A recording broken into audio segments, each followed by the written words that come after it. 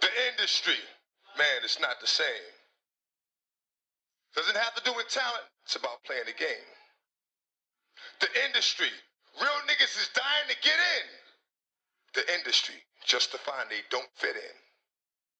The industry ain't what it used to be. The industry's trying to control the way you MC.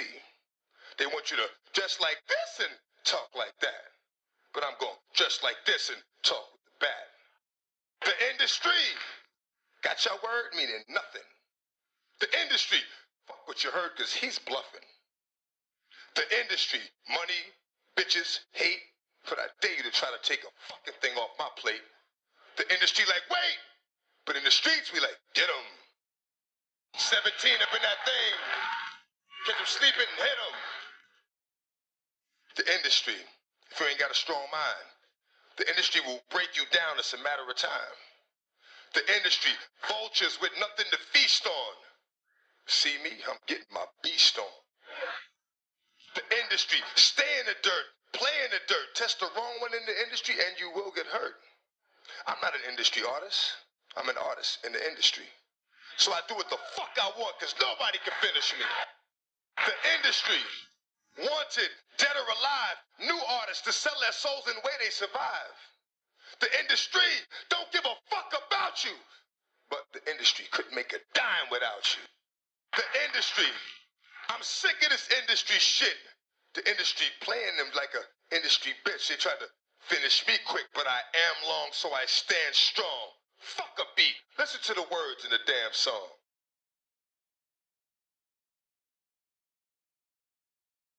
I've been having these thoughts, and we're just waiting in line to wake up.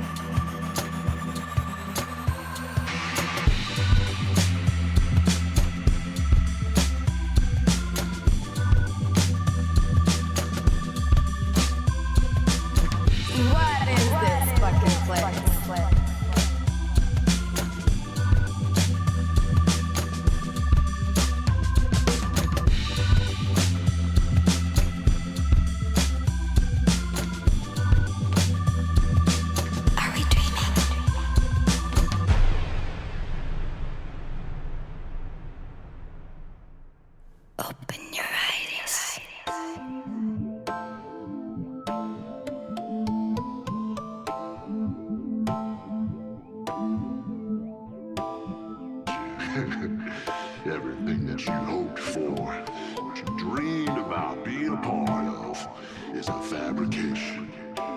Your art. Your culture is the shell of other men's ambitions. Ambitions beyond what you will ever understand.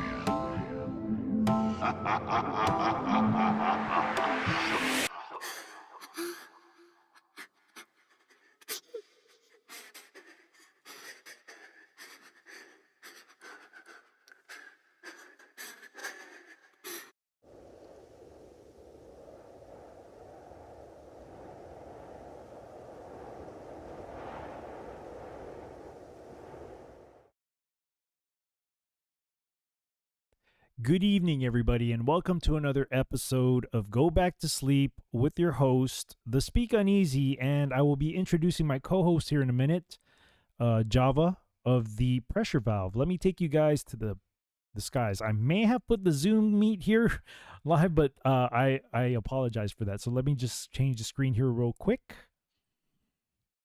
Oh, not yet. Here we go. The clouds. There we go. So tonight's random read comes from the book of Leviticus, chapter 17, verses 1 through 11. It's entitled, Bring Offerings to the Tabernacle. And the Lord spake unto Moses, saying, Speak unto Aaron and unto his sons and unto all the children of Israel, and say unto them, This is the thing which the Lord hath commanded, saying, What man soever there be of the house of Israel that killeth an ox or lamb or goat in the camp, or that killeth it out of the camp, and bringeth it not unto the door of the tabernacle of the congregation, to offer an offering unto the Lord before the tabernacle of the Lord. Blood shall be imputed unto that man, he hath shed blood, and that man shall be cut off among his people, to the end that the children of Israel may bring their sacrifices which they offer in the open field, even that they bring them unto the Lord, unto the door of the tabernacle of the congregation, unto the priest, and offer them for peace offerings unto the Lord. And the priest shall sprinkle the blood upon the altar of the Lord at the door of the tabernacle of the congregation, and burn the fat for a sweet savor unto the Lord. And they shall no more offer their sacrifices unto devils, after whom they have gone a whoring. This shall be a statute forever unto them throughout their generations. And thou shalt say unto them, whatsoever man there be of the house of Israel, or the strangers which sojourn among you, that offereth a burnt offering or sacrifice, and bringeth it not unto the door of the tabernacle of the congregation, to offer it unto the Lord, even that man shall be cut off from among his people. And whatsoever man there be of the house of Israel, or of the strangers that sojourn among you, that eateth any manner of blood, I will even set my face against that soul that eateth blood, and will cut him off from among his people. For the life of the flesh is in the blood, and I have given it to you upon the altar to make an atonement for your souls.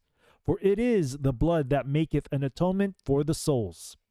Once again, this random read comes from the book of Leviticus, chapter 17, verses 1 through 11. Bring offerings to the tabernacle. So, before I introduce my co-host here, I was talking to my daughter I was explaining to her about how this was a foreshadowing of Christ sacrificing himself for us. I understand that the symbol was the lamb, and I had to explain to my daughter that I asked her, I said, do you know why they call Jesus the Lamb of God? So then I started explaining it to her, because she's been picking these random reads, and man, she's been on fire picking these reads, to be honest, because of everything that's going on. She's been really on point with her picks, and praise to God. I don't know if he's given her this kind of special thing to pick the random reads, but I'm just glad that everything that she has picked has been on point. So anyhow, let me go ahead and introduce my co-host for tonight. Let's see here. Here we go. Java. Let me get you unmuted on my end. Go ahead and go ahead and say something. How's it going, brother? Good, man. Very good. Blessed. All I can say is that I'm very blessed, man. God has woken me up to do more of his work, and also has been blessing me with jobs. We just played an event last night at a gym. It was like a family kind of night, and my daughter, she did the gig the whole time. She did about an hour and a half of the 2-hour gig. I just did about 30 minutes, but she rocked it, man. She absolutely rocked it. So yeah, that I'm just blessed with that, man. Blessed with that. I understand you guys over there in the West Coast have been getting a lot of weird weather lately. Oh yeah, the blizzard weather, which is pretty unprecedented. Yeah, that is. Lots of rain. It's good. I used to live out in SoCal, man, and I know that that's really not normal out there with blizzard warnings. So when I heard that, I was like, yeah, man, the weather patterns are really going kind of wackadoo right now. Even here, I think we're expecting like really strong winds over here in Texas. Luckily, it's not going to be in Central Texas, but we're still going to feel it. And it's been kind of warm lately too. Nice. So you guys didn't get that February freeze this year? We did get some snow. We did get some cold stuff, like, you know, when you first moved out of Texas. But after that, nothing yet. That's all I would say. Nothing yet. But it's been warm. It's been really warm here, which is kind of weird. But it's been really, really windy at the same time. So the groundhog is on his lawn chair at this point. I'm not excited about it, but anyhow. So before we even get this whole thing started, I'm excited about tonight's pick, man. To me, the artist that we're picking, I wouldn't say artist, but the group, but it's mainly focused on that particular artist. I honestly think, because I was doing some dig on him, and he came to me, he came across me as an atheist, but I do believe that God uses certain types of people to do his will. And definitely the song that we're going to be, man, it just goes so perfectly with the weather too. And with biblical scriptures as well. So let me just greet everybody who's here right now. Want to say hello to the Foxhole first. Q&A holes, what's going on? And Trick Pony, Mr. Head. Thank you for showing up here tonight, hanging out with Java and I. Let me go ahead and go here on the YouTube side of things. Flatline, good evening. Cynthia Ava, good evening. You guys like that DMX, huh? I do too. That's the reason why I picked that one. Yeah, that was a good poem that he wrote. He actually made that into a song, I think, in his 3rd or 4th album. Takirika, good evening to you. She's asking, how old are you, brother? I'm here, but getting, okay. I'm 46. I'm 46, and my daughter is 11 years old. So, yeah. And I'm 47. You're just a year above me. You graduated in 93, huh? 94. Oh, 94? Mm-hmm. Well, from high school. On paper, I graduated in 94. I don't know. I just was a horrible student in high school. And to be honest, I wasn't in school half the time. But that's the public school system. I could have graduated like at the beginning of my junior year of high school. Because I had enough credits and stuff, but I decided to I just had like my senior year was just all extracurricular stuff. Okay. So you kind of just chilled, I guess you would say, in high school. Those were great times, dude. You know, today I was doing a whole DJ set on the Foxhole, and there were some people saying, man, I wish we can, because I was playing a lot of 90s stuff, and the people there were saying, man, I wish we were back then, still back in the 90s. And I said, least musically. Well, musically, and you know, to be honest, I wouldn't mind going back again. I did a lot of experimental stuff in the 90s for sure, but those were the times that we really didn't have to worry about what we have to worry about now. You know what I mean? I guess you can say those were kind of innocent times. At least for me, it was just kind of being in my late teens and early 20s, doing a lot of finding out for self. Yeah, I think it was just a more innocent time than it is now. But man, after 9/11, that changed everything. That definitely changed the whole way the world just operated. So, and if you know, for if it wasn't for 9/11, not to say that I'm you know, of course I'm not happy it happened, but if it wasn't for that incident, I honestly wouldn't be here, at least with my relationship with God, because without that quote red pill moment into digging into things, I definitely wouldn't be here. So, I think God got me on this path that way. That happened to a lot of people, actually. Yeah, because there was just a lot of funny things that were behind that whole incident. You know? Oh yeah, big time. There was just a lot of weird things, and even the way the building fell, and it's just And the third one, the yeah, mysteriously fell an hour and a half later. number 7. Yep. Like Mm.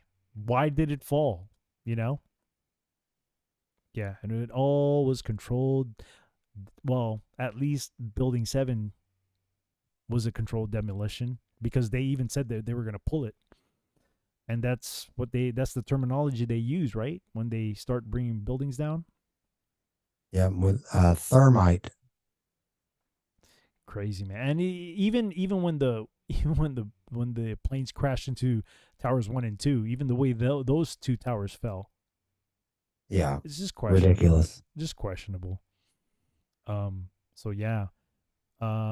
Anyhow, so tonight we're going to be talking about the group Soundgarden, but we're going to be concentrating more on Chris Cornell, because he's the front man of the group.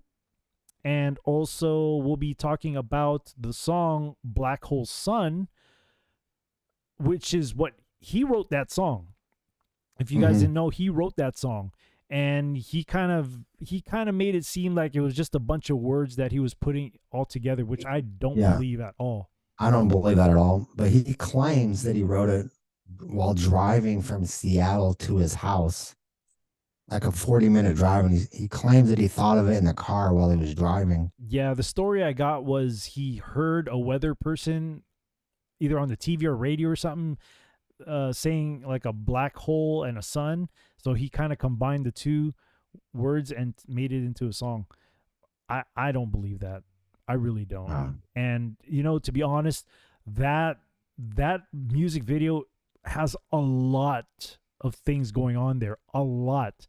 You may not see symbology as much, but there's a lot of references to things. For me, there's a lot of biblical references to that particular music video, particularly in the book of Revelation, which is very, I don't know, man. It's just, to me, there's just a lot of things going on in that music video that tells a lot about the end times. It just blew my mind. I was like, oh my goodness, man, this is crazy. So yeah, man, I'm excited about this one. I'm really excited about this one. And it's funny because last week when I was thinking what song should we do, it just popped up into my head, man. It just popped into my head, that Black Hole Sun by Soundgarden, and here we are. Black Hole Sun, Soundgarden. So here we go. Let me go ahead and share the screen with you first. Like we always do here with this particular show, what we're gonna do first is we're gonna go we're gonna do the bio of the group, but in this case we're doing the bio of Chris Cornell, since he's the lead man for that group. So we're gonna present this. We're gonna present the lyrics, and also I found an article, and then kind of give our senses about what we think, and we're also gonna lyrically break down this whole thing. But the whole thing, it comes together in the video. And unfortunately, because the way YouTube is, I can't share the video on YouTube, but you're more than welcome to come over to the other platforms that I'll be streaming on, which would be Twitch and the Foxhole, and on Twitter. Let me drop my link tree here on YouTube. For those of you who want to continue on after we go through this whole thing, and then when we share the video, you can come over and watch the video and you can hear our take on the video. But there's a lot in that video that just, it blew my mind, man. It blew my mind. Yeah, it's gonna be a lot to unpack. It is, and I don't know if we're gonna be able to do this within the next, I don't know, hour and 40 minutes, because I do have to work tonight, so I have to keep the time where it's at. So, hey, a boneless chicken on the Foxhole side, thank you for showing up. Thank you for being here. Thank you. If you haven't liked, please like, subscribe, share, whatever you got to do. Also on the Foxhole side, hook me up with that red pill. Share, subscribe if you haven't already to help the channel grow. Really appreciate that, fams. All right, so let's go ahead and start here. We'll do our what we always do, 2 paragraphs each. So again, this comes from allmusic.com. This bio is written by Greg Prato. The singer and frontman for Soundgarden, Chris Cornell, also forged his own career after the band's initial breakup in 1997. Soundgarden had rightfully become one of rock's most popular bands on the strength of such albums as Bad Motorfinger and Super Unknown. Super Unknown was an awesome album. I had it a long time ago in cassette. And with each album, Cornell's vocals grew stronger, farther away from heavy metal screaming and toward a true singing style. Euphoria Morning, his first solo album, was in the singer's songwriter mold, but he also pursued true pop music in 2009's Scream with help from producer Timbaland. Oh, I didn't even know that. Wow, that's interesting. Cornell also joined forces with former Rage Against the Machine members as Audioslave and continued recording and performing, both as a solo artist and with a resurgent Soundgarden until his death in 2017, which is very, very questionable. Posthumous releases like 2020's No One Sings Like You Anymore Volume 1 continue to celebrate his legacy as a powerful and expressive vocalist. Born in Seattle on July 20th, 1964, his music career didn't take shape until he was a teenager when he began playing drums in a vocal cover band. Although he spent most of his teenage years as a loner, rock music helped Cornell overcome his uneasiness around others. After dropping out of high school and working as a cook, Cornell laid the foundation for what would become the influential grunge band Soundgarden in the mid-'80s. Cornell assumed vocal duties for the group with friend Hiro Yamamoto on bass, Kim Thale on guitar, and eventually Matt Cameron on drums. Local cheese. Oh. Along with the Melvins, Soundgarden was one of the first rock bands to slow down punk's youthful energy to a Black Sabbath-like crawl.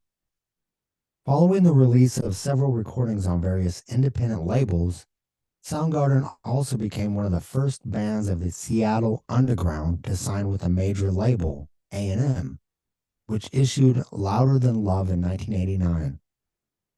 After the album's release, however, Yamamoto left and was first replaced by ex-Nirvana member Jason Everman, who was later ousted by Ben Shepherd. With Soundgarden's quintessential lineup in place, the group became one of rock's most popular bands on the strength of such albums as 1991's Bad Motorfinger and 94's Super Unknown, and 96's Down on the Upside. With each album, Cornell's singing grew stronger as he demonstrated a growing mastery of his multi-octave range. From the start, however, Cornell's talents weren't limited to his work with Soundgarden. He organized a tribute for late Mother Love Bone singer Andrew Wood in the form of 1990's Temple of the Dog project. I remember that. Yeah. Which featured a stripped-down sound and yielded the enduring hit Hunger Strike. Hunger Strike. I remember that. That was sung by, was that sung by both Chris Cornell and Eddie Vedder? I think so. Yeah. I do remember that song. Cornell's first officially released solo composition, the acoustic Seasons, was the highlight of the 1992 motion pictures soundtrack singles. That motion picture soundtrack had a lot of good songs in it. His bluesy voice also helmed the superb cover of Jimi Hendrix's Hey Baby, New Rising Sun on the 1993 Stone Free, a tribute to Jimi Hendrix compilation under the pseudonym MACC. Meanwhile, he found time to pen songs for other acts, including Flotsam and Jetsam, and Alice Cooper, while also producing the Screaming Trees 1991 release, Uncle Anastasia. After Soundgarden's demise in April 1997, Cornell slowly but surely began to assemble a solo album with his friends from the band 11. Issued in 1999, Euphoria Morning was a departure from his former band's sound, emphasizing Cornell's vocals and lyrics rather than meaty guitar riffs. Shortly after its release, Cornell launched his first solo tour, mixing songs from all eras of his career.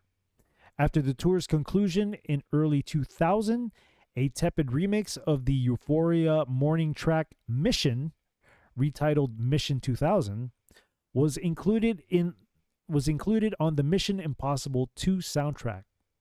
It appeared as though Cornell would take a break from music for a while, as his wife gave birth to the couple's first child in June of the same year, but by late 2000, Cornell found himself involved in a project that promised to be a classic hard rock collaboration.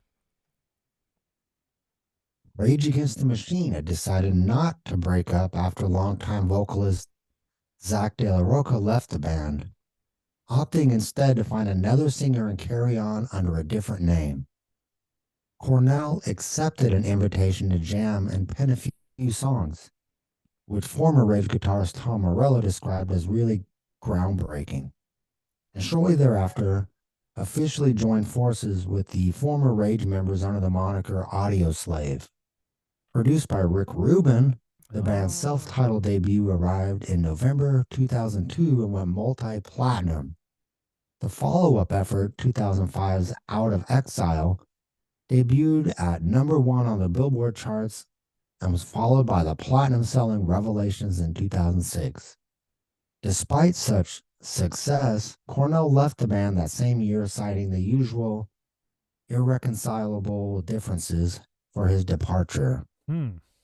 Always seems to be the case, but probably something more esoteric. Cornell returned to his solo career with 2007's Carry On.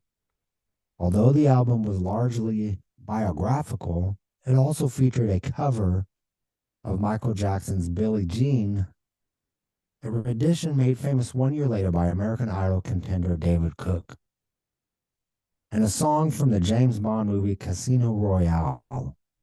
2 new singles, Ground Zero and Watch Out, were offered as digital downloads 1 year later, featuring a newfound emphasis on electronics and studio trickery.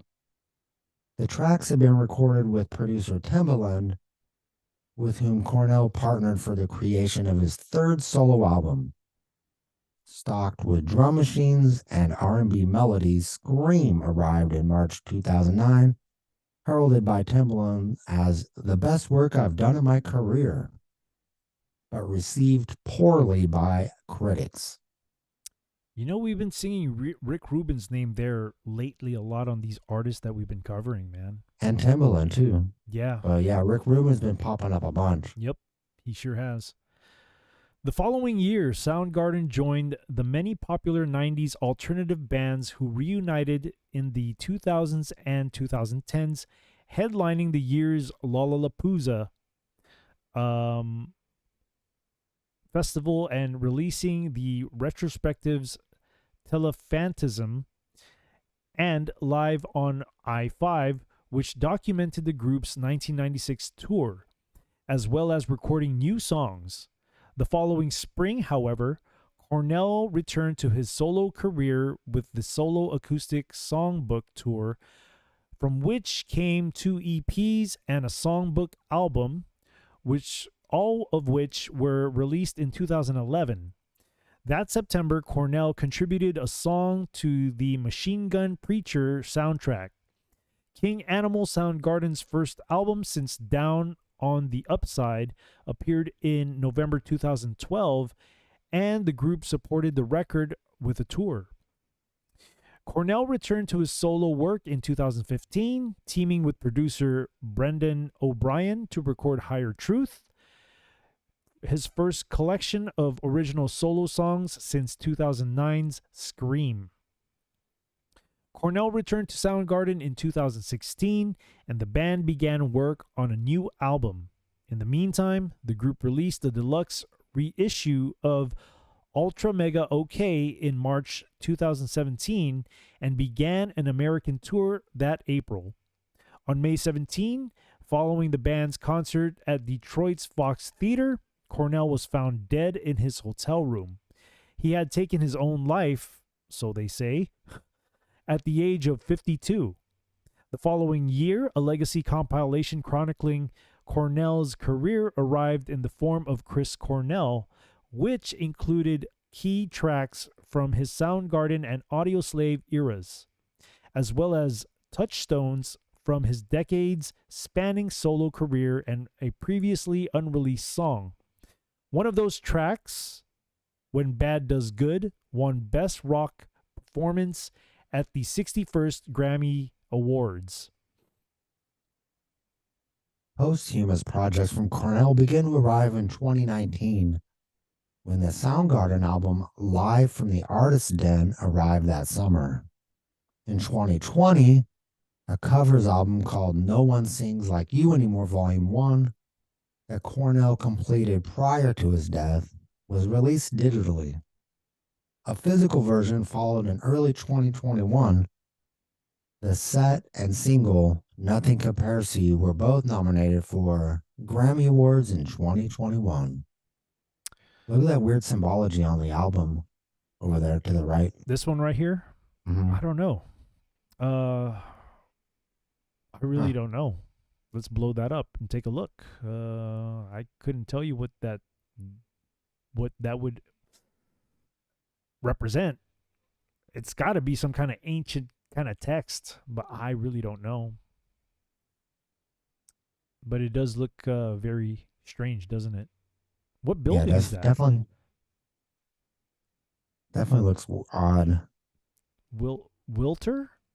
Does that say that? Wiltern. Wiltern? I don't know where that is. It does look kind of strange with the orange skies, though. Huh. All right. So that is a little bio on Chris Cornell. So let's go ahead and go to this article that I did find here. Hold on for a moment. Here we go. So I found this article right here. It's a little article on the song that we're going to be breaking down today. It does have Chris Cornell kind of explaining what he wants to tell the people what the song's about, but yeah. But we all know that, with these songs, there's always a purpose for these songs. But honestly, the way I look at this song though, and I know we haven't gotten to the lyrics yet, but like I said, the music video explains a lot, and it goes well with the lyrics too. I honestly think that God has used Chris Cornell for this song to kind of share with everybody. Man, I tell you, the reflections of Book of Revelations into that music video, it just goes hand in hand, man. It just blew my mind. That's the first thing I thought of when I was watching the music video, like, oh man, Book of Revelation. So let's go ahead and go here with the article. This one was written by Jacob Uet. It's entitled Behind the Meaning of the Song Black Hole Sun by Soundgarden. While there are several big bands associated with the grunge movement in Seattle, it was Soundgarden that was first to make a name for itself on the national stage in the late 1980s ahead of Nirvana, Pearl Jam, Alice in Chains, and others. I used to listen to all of them. Kind of still do from time to time. The band's most famous cut came a handful of years after debuted nationally, and that song, Black Hole Sun, and its meaning are the subject of our inquiry here. So let's dive into the historic track. Are they going to tell us what we're thinking, or are they going to tell us what they want to tell us? That's the question. Yeah. Seems like a lot of articles I found basically were paying lip service to it. Yeah, that's kind of the impression I got too. All right. Origins. Black Hole Sun was originally written by Soundgarden's lead singer and frontman Chris Cornell in his car as he was driving home one night in the Emerald City. Yeah, right. Yeah. The song was released in '94, the third single from the band's fourth studio album, Super Unknown. It topped the Billboard Rock Tracks chart, where it spent 7 weeks as number one, and later that year finished at the top rock track of '94, according to the Billboard charts. It was also top 10 in Australia, Canada, France, Ireland, and Iceland. Said Cornell of the song's writing and meaning in a 2014 interview with Uncut Magazine. Here we go. This is the fake story. I wrote it in my head, driving home from Bear Creek Studio in Woodinville, a 35 to 40-minute drive from Seattle. It sparked from something a news anchor said on TV, and I heard wrong. I heard blah, blah, blah, Black Hole Sun, blah, blah, blah. I thought that would make an amazing song title, but what would it sound like?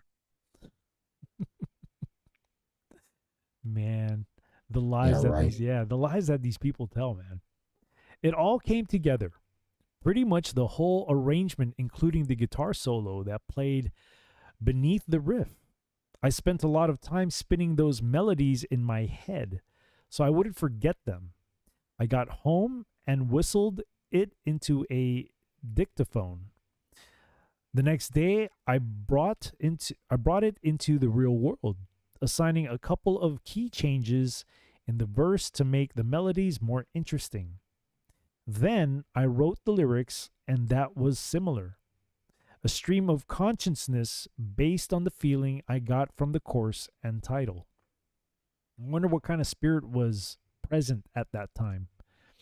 Yeah, right. And we'll talk about a little bit about this guy's religious upbringing too, because I thought that was interesting. I saw a documentary on it, and I thought it was interesting because he was kind of explaining his religious background too. He later added, I wrote the song thinking the band wouldn't like it. Then it became the biggest hit of the summer.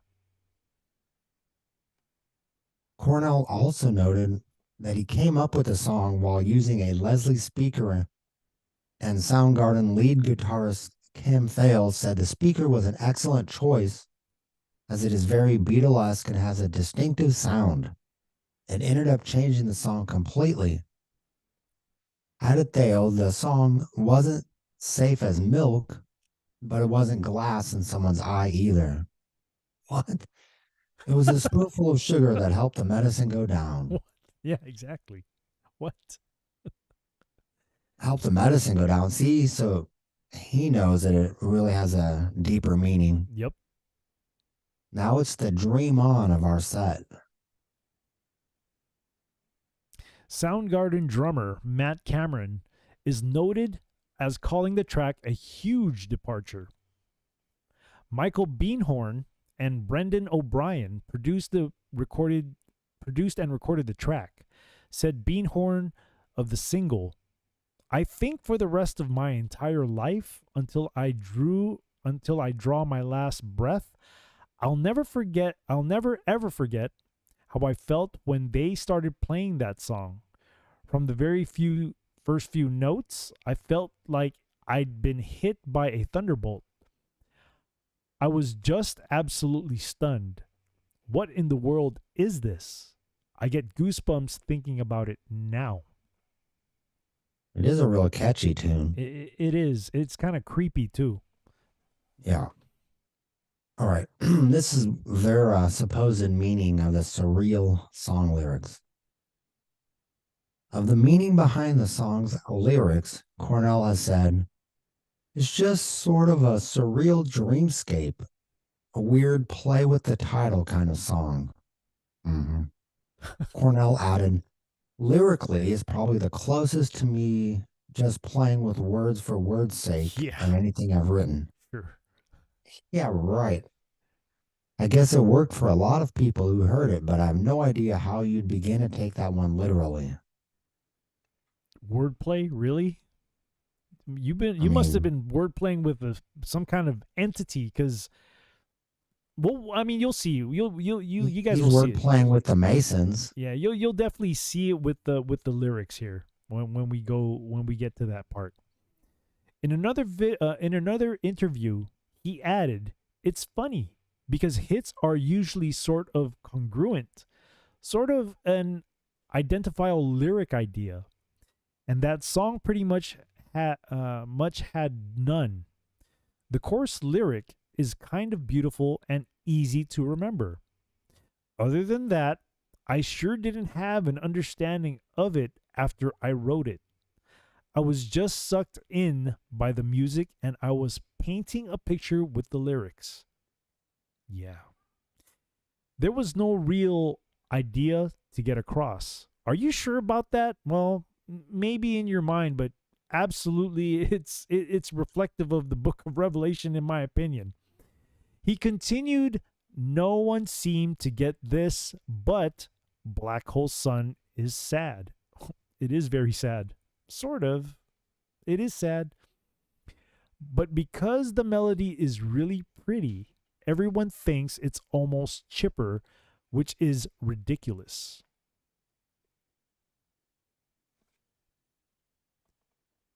It's Ammo. We're talking about Black Hole Sun. They're asking which song. Yeah. We're talking about Black Hole Sun today by Soundgarden. It doesn't sound chipper. It sounds like apocalyptic to me. Well, I mean, the music video kind of made that kind of made it more apocalyptic. Yeah. All right. Of that bit of lyric, Cornell has explained, it's really difficult for a person to create their own life and their own freedom. It's going to become more and more difficult. What does he know? And it's going to create more and more disillusioned people who become dishonest and angry. And are willing to mess around with the next guy to get what they want. Mm-hmm. There's so much stepping on the backs of other people in our profession. We've been so lucky that we've never had to do that. Yeah, right. Part of it was because of our own tenacity, and part of it was because we were lucky. Lucky? Lucky. That's the word they're going to use, man. In the music industry, they're going to use lucky. It's another example of a song that they got famous off of because it was showing where their allegiance really lies. Mm-hmm. Yep. Yet again. And honestly, also, people kind of misinterpret that song too into believing that it's about what they're talking about. But also I've heard people kind of equate this to like drug addiction as well. But I honestly think that there's, I don't know, but because I look at the world and things differently now with a spiritual eye, I definitely think that this is made, for, it's made for a purpose. And it like I said, at least for me, I see the book of Revelation it coincides with everything. With the song has the lyrics, the tune of it, the music video. It just, to me, that's what I get. So I just thought I'd kind of interject that there. Sorry, I didn't mean to interrupt. Oh, it's all good. Yeah, there's a lot of things behind this. There's a connection I'll make later that's pretty interesting. Cool. Yeah. With this song title. All right. Kurt Cobain's suicide and the Beatles. These are other comparisons they're trying to make. Greg Prado of AllMusic noted that the song was one of the few bright spots, really, of the summer of '94, as the world, in Seattle, of course, was still jarred by the death of Nirvana frontman Kurt Cobain in '94. And the music writer Ann Powers, writing for Blender at the time, said of Cornell's love of the former Mop Tops, Cornell's fixation with the Beatles pays off with the hit single Black Hole Sun. And see, you see the correlation there with the Beatles, because that's another group right there, man. That's Yeah. They definitely pledged their allegiance to what was the terminology that Bob Dylan used? The chief commander, is that what he used? Yeah, something like that for sure. And they were definitely into Aleister Crowley and stuff. Yep. They sure were. Also, the death of Kurt Cobain was a very, very questionable death. That was questionable as well. That's yeah. very questionable. So yeah, there's just a lot of weird things that go on in the music industry, and they like to equate that to drugs. Yeah, some of these, many of these guys have had drug problems and stuff, but I think when they start to use these substances, that's kind of how the media wants to paint the picture, as that they have these kind of problems. So then when the time comes to pay the price, if you know what I mean, that they're going to blame that on drugs, when in actuality it really probably isn't. They probably paid the price in another way, but they paint the picture, especially when they're at their peak, as somebody who has these, quote, drug problems. That's just my opinion. Well, and also they'll use, like a lot of the labels and stuff will get artists hooked on stuff. So it's another easy way to usher them into all these other things that they want people to do. Absolutely. I agree with that. One of the strangest music videos, Blind Melon. Today, that's even the lead singer of that group. That's another guy who died too. Today, Black Hole Sun is remembered both for its epic sonic qualities and its odd music video. Directed by British artist Howard Greenhall, I don't know. It's both strange and apocalyptic. It sure is apocalyptic. I guess some of the content in the video is strange, but it's more apocalyptic than strange, in my opinion. The video depicts a suburban neighborhood and its vain citizens with comically exaggerated smiles, makeup, tongues, eyes, and more. Then they are swallowed up by the, quote, Black Hole Sun as the band performs the song in an open field. In the video, Cornell wears a fork necklace gifted to him by Shannon Moon of Blind Melon. Was Shannon? I don't know if you remember the group Blind Melon, but was Shannon Moon the lead singer of Blind Melon? I can't remember. I don't think so. I know that Shannon Moon was part of that, but I don't think that's the name of the lead singer. Yeah, because I don't know. It's been a while since I do know that the lead singer of Blind Melon died of a so-called drug overdose. Right. In an interview with the band, the group said that the video was entirely the director's idea. And our take on it was that at that point in making videos, we just wanted to pretend to play and not look that excited about it. The video was released in June of '94 and was a mainstay on MTV. And, that could possibly be so, that it's all the directors picking on how to make the video. That could be possibly true. Absolutely. But I do think that there's an agenda being pushed for sure. Yeah. Pop culture. A parody of the song was featured on Weird Al Yankovic's 1996 album Bad Hair Day, and it has since been covered by many artists, including Norah Jones, which you can see below. Before his death in 2017, Cornell performed the song acoustically, which you can also see below. More recently, Seattle's Brandi Carlile has performed the song with the remaining members of Soundgarden and has even stated she'd like to rekindle the band as its lead singer. Check out Carlisle's version of the new track below. Okay, that's the lyrics. Okay. So let's talk about Chris Cornell a little bit. You said you wanted to share some stuff about him. Well, I mean, just that song, the notion about the whole black hole sun thing. A lot of people have attributed like that as another word for like Planet X or Nibiru. And like Oh, the Anunnaki and all that stuff. you're talking about that whole scene with the sun sucking up everybody? Yeah, well, and a lot of like the occult circles, they kind of attribute it to like Planet X or whatever, Nibiru, or the Anunnaki who supposedly came to Earth. Some people call it, I don't know, there's a whole thing with the Anunnaki. Sometimes some people call them like, because they were mentioned in the Old Testament and stuff. Yeah. Them supposedly like some like demons or The fallen ones. yeah.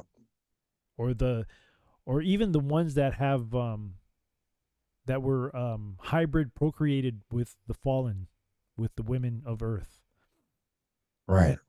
So I did a little dig on Chris Cornell's, like, I guess you could say religious upbringing. And man, spiritually saying, he was already set up for failure. And I understand why he became kind of atheistic. I totally get it, but the way he was set up spiritually was already, it was already a failure. So his father was a staunch Catholic. And so I think there was a point in Chris Cornell's life where he went to a private Catholic school. So he was being taught that way. And the mother apparently she was a one of those, what you call it? She was into the new age stuff of like telling fortunes. She was a fortune teller. She was a fortune teller. So with those two combined together, man, he was already set up for failure spiritually.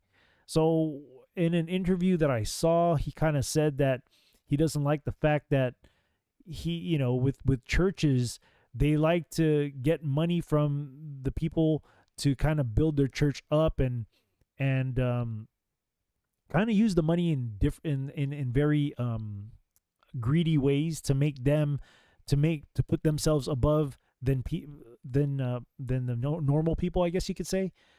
He was saying something to the effect of, the priests should, he was taught that the priests should always be the ones to eat well and all this stuff, and all they have to do is kind of like tell people like, you'll do this and that, and you'll be saved by God. And I get it. He became kind of jaded with the whole thing of how churches operate. It's unfortunate that he didn't actually study for himself with the Bible and kind of use that as a guide to kind of make him grow spiritually. And not to mention that his mom was a fortune teller. That was already that whole new age stuff is just, it's just bad. It's just bad. So he was already set up for the whole spiritual failure, and thus I think a result of that, even though he never said if he had belief in any spiritual higher being or anything like that, I came to the conclusion that he became atheistic because of all the experiences that he experienced. So that's really sad. It really is sad. I think also he started getting sober like in his later years, and he started helping other people sober up as well, which is a good thing. There's nothing wrong with that. But the whole thing with his death was very questionable as well. Oh yeah. They said it was quote suicide is what they said.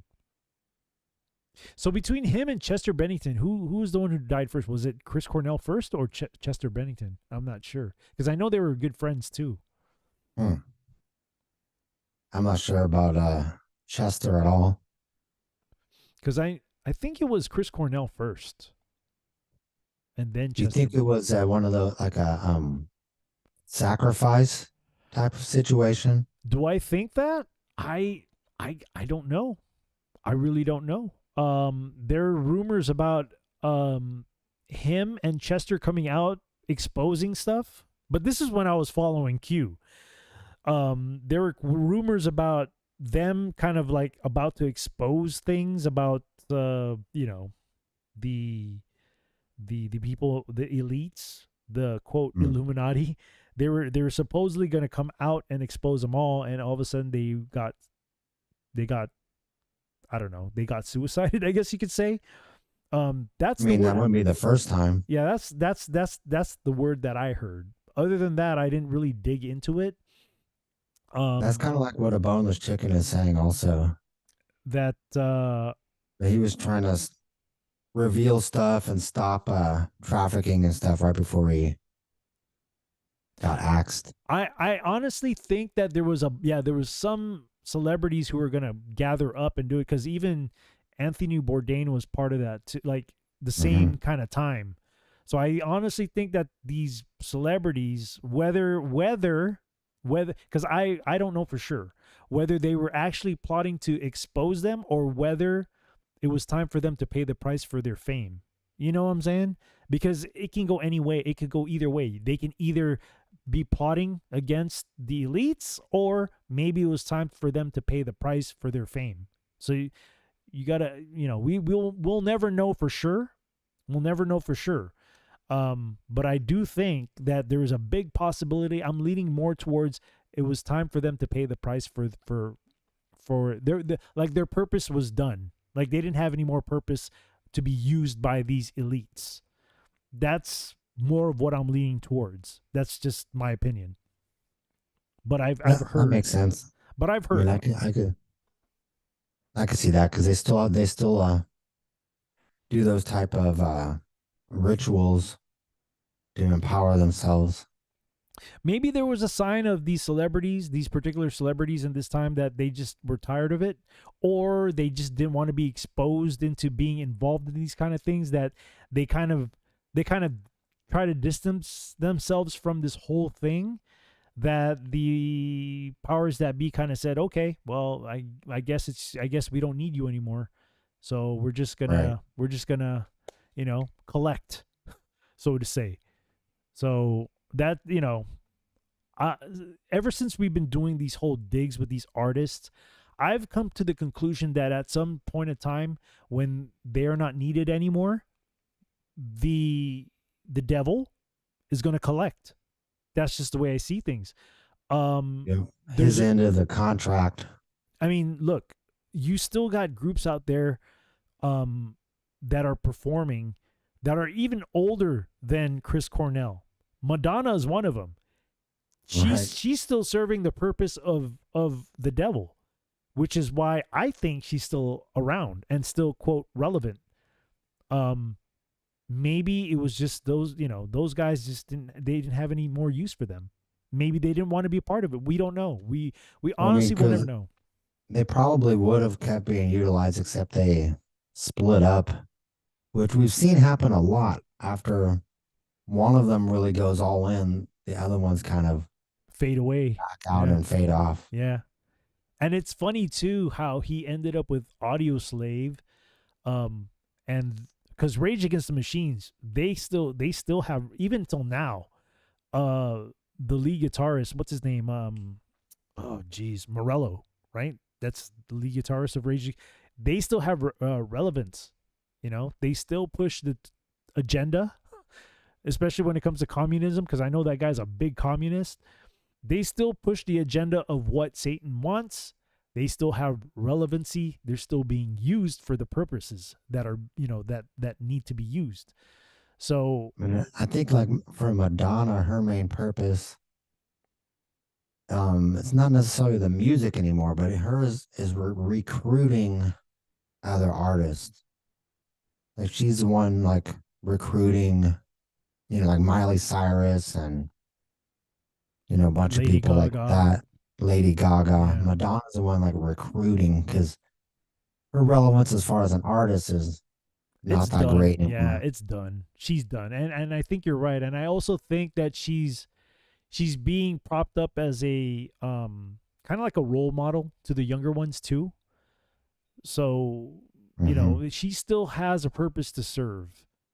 You know what I'm saying? And that this is just clearly what we think. This is not fact stuff. This is just Oh yeah, things. right. These are just things that we kind of think because we, after all this, dude, after the last 22 episodes, I think we can come to the conclusion that a lot of these artists do a lot of things. They do certain things to step over that next level line. They definitely do something to step to the next level. And to be Yep. honest, some of these artists are not even talented, but yet they're just blowing up. Lady Gaga, come on. I mean, she's all right. Miley Cyrus, I mean, she's all right. I mean, I wouldn't. They make some lame songs though. They do, but at the same time, man, I hate to say it because I'm a DJ and I notice these things. The younger generation, they love that stuff, man. I know. They do, and I hate to say it because I've noticed it. Like, I see it all the time, or even they would even request these songs by these people. But yeah, no, I see it all the time. I definitely do. All right, so let's go ahead and get to the lyrics here. Like I said, tonight's show, I mean, this is a lot. We could get a lot of information about this particular song, but I got to work tonight and I need to get some sleep before I go Oh in. yeah, So we'll cruise along. let One me, thing, yeah, go as ahead. we're yeah bring up the lyrics, and then one thing that also with this the black hole sun motif, um, esoterically, believe that there's links between that and Saturn. Like there's a certain black shape, like a not an octagon, but a is it a hexagon? That's black. It might be octagon. Uh huh. Um, that's used to represent Saturn, and it's also used to represent like that rock in Mecca, like that black rock in Mecca. You Are you know, talking about the one that they walk around? Or yeah, yeah. That all has links back to Saturn worship, huh? and the black sun also is linked to that and Saturn worship,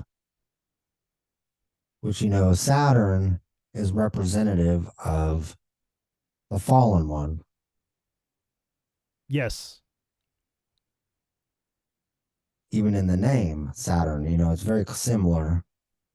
So it's kind of like That's an interesting take. I didn't think about that. I was purely thinking about just watching the music video. I just instantly thought, boom, Book of Revelation. That's what I thought. That was my first thought, and I didn't think about any other angle from there. So when I was looking at the video, I was like, yeah, Book of Revelation, man. All these things happening. But yeah, go ahead. I didn't mean to interrupt you. oh no, it's all right.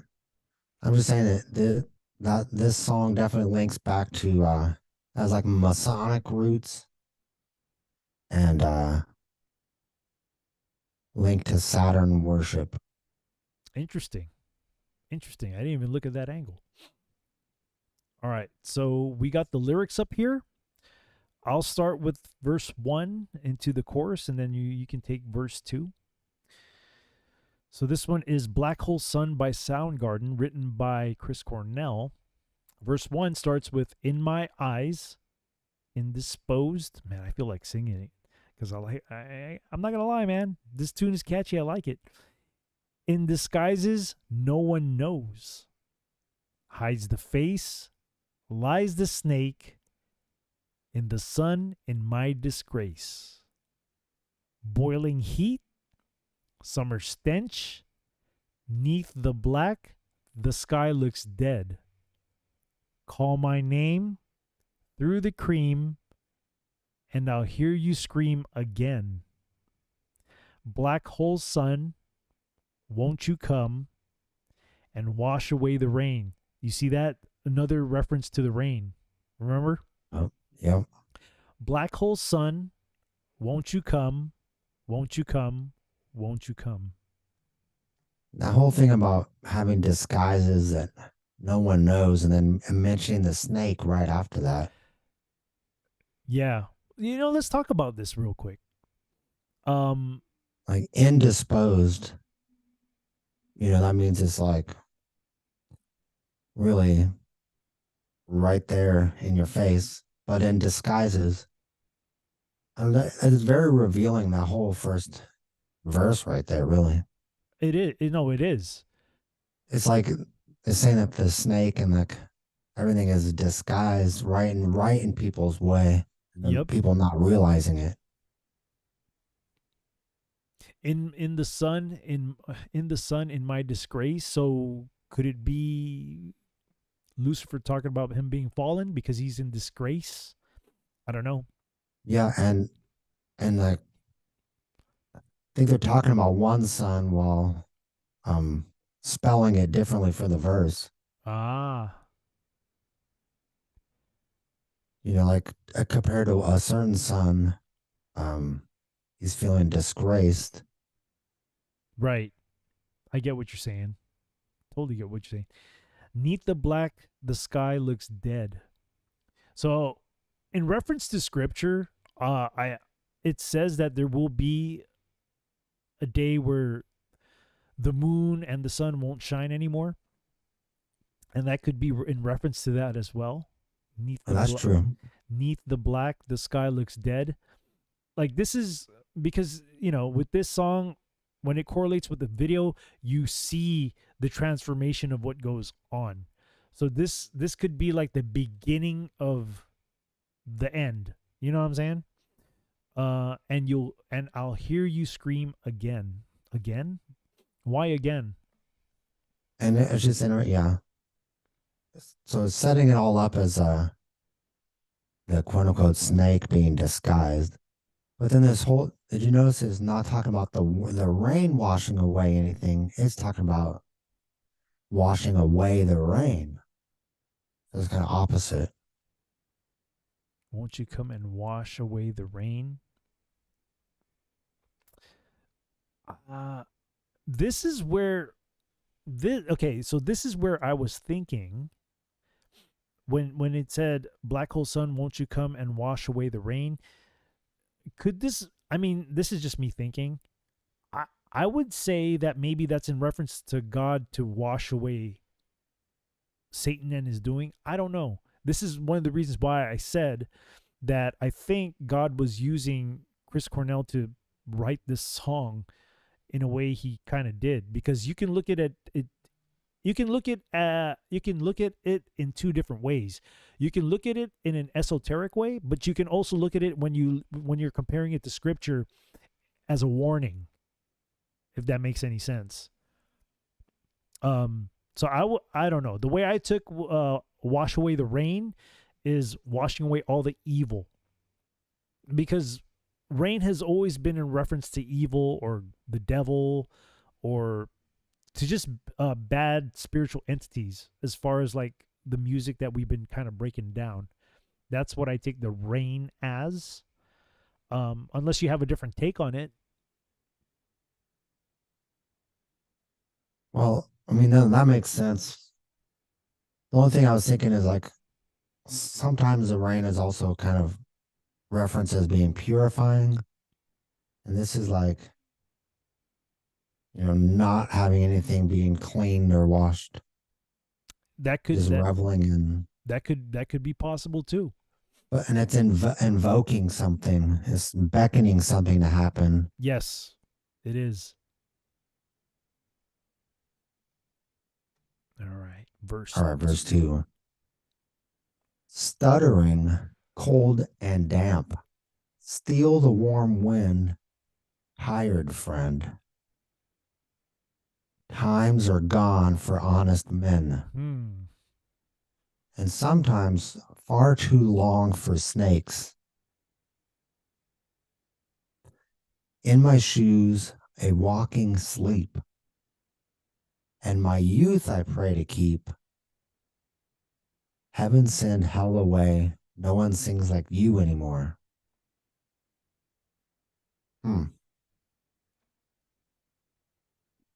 That's interesting because he's, like invoking this, the black sun, which I was contend it relates to Saturn and Satan, basically. Saying like all the times are gone for, real honest people. Right. But for me, because I look at things in a biblical way, to me, um, this is like a warning to people, because it's I mean, if we go here, right, on the third line, times are gone for honest men, and sometimes far too long for snakes. It's a warning. I mean, that's the way I see it. It's a warning. It doesn't say times are gone for snakes. It says the time has been long for snakes. Oh, and sometimes far too long for snakes. But on that part, the third line where it says times are gone for honest men, and sometimes far too long for snakes, which means your time is up. You know what I mean? Time for judgment is here. You had all this time to, kind of repent and fix what you had to fix, but now the time's here, so it's too late. Judgment is probation is done. It's time for judgment. That's how I kind of took it. In my shoes, a walking sleep. In my shoes, a walking sleep could be, I don't know. The way I see it, it's kind of like not paying attention or being not aware spiritually. Yeah, just not being aware spiritually. And my youth I pray to keep. I think when he says something like that, it's because when you're a child, you're innocent, and you don't have these evil thoughts. Or does that make any sense? Yeah. So that's kind of how I looked at it. Heaven but and then no one sings like you anymore kind of reminds me if he's still talking about the snake. Or it could also, well, if you're referencing the snake could be referenced to Lucifer, possibly. That's what I'm saying. Yeah. And no one sings like you anymore. Well, because Lucifer was God's number one musician, right? So they say. I don't know. Maybe it's because he doesn't sing the way he used to sing. Because if Lucifer was a servant to God, of course he was singing very beautifully, right? But when he got cast out, probably he doesn't sing the way he used to for God. I don't know. That's just the way I kind of see things. That's kind of how I see that particular line right there. No one sings like you anymore. So I don't know. Does that even make sense? I kind of see like he wants having send all of this stuff away that he's been singing about, but it seems like he's still at this point stuck too far into it or something. Yeah, I could see that. Heaven send hell away. And that could be when the black hole sun is sucking up the earth, when judgment is definitely judging, when God is judging. And I guess the rest is just, the chorus is just repeating itself after that. Black hole sun, won't you come and wash away the rain? And he just repeats it and repeats it. And that's when, during that time of the videos, when everything starts getting rough. But man, there's a lot to talk about in this video, to be honest, man. Yeah, for real. There's a lot to talk about. It's hard to talk about the lyrics itself. When you see the video, things kind of make sense, at least for me, because I'm a visual person. I have to see, and I have to follow the lyrics and see the video to kind of get a interpretation of what I think it's saying. But yeah, the video is very telling, and if you're able to catch the video with us, you'll understand why automatically for me I thought about the book of Revelation, particularly I think chapter 6 with all these signs going on. So yeah, it was just an interesting thing to see, and and reference it to the Bible, and I'm like, dang, it's weird because all these things are actually, well, I can kind of say now that the weather thing's happening, right? The weather is definitely, like, in these present times, the weather is wacky right now. It's not in its normal pattern, Of course, they try to blame that on humans, but No. Well, I mean, to a degree, I think we can blame it on humans if you're into the whole weather control thing, and I do believe that that's very possible. well, yeah, the harp thing is possible for absolutely. I honestly think that this weather that we're having in this country is it's being weaponized against us. That's just my opinion. Is it fact? I don't know. No, it's not fact. It's just my opinion. But I have a feeling, because the weather pattern is definitely not normal as it usually is every year. Well, it's just been really weird. And it's funny how all these weather things have been building up after the Ohio incident. Right. You know what I mean? So this whole thing is, I think it's just an attack. I honestly think it's an attack. That's just my opinion, And more things have been happening out there in Ohio, which hasn't been reported. And the weather does help kind of spread all those things that are going on there to other places as well. So, right. Did you just hear that they're transporting that water over here to Texas? Yeah, I heard about that. That is, dude. That's insane. It is. It is, because they have a processing center in that state too. But why bring it all the way down here? Why risk having another incident? You know what I mean? I think they want another incident. This is crazy, dude. We're definitely living in really, really, I wouldn't say strange. Well, yeah, I guess we could say strange times. But honestly, it's already been written that these things were to come and pass. So we can't really be, especially for believers, we can't be surprised about this. We already knew that this was coming. We knew that this was coming. So, yep. You have any more things to add with the lyrics here before we start diving into the whole video? I just say that it's definitely something that wasn't just contrived, that he concocted in his car driving. All the allusions towards the snakes and lies and being in disguise and worshiping this stuff, is all definitely has an intentional meaning to it. I guarantee that there must have been a spirit that was involved in writing this.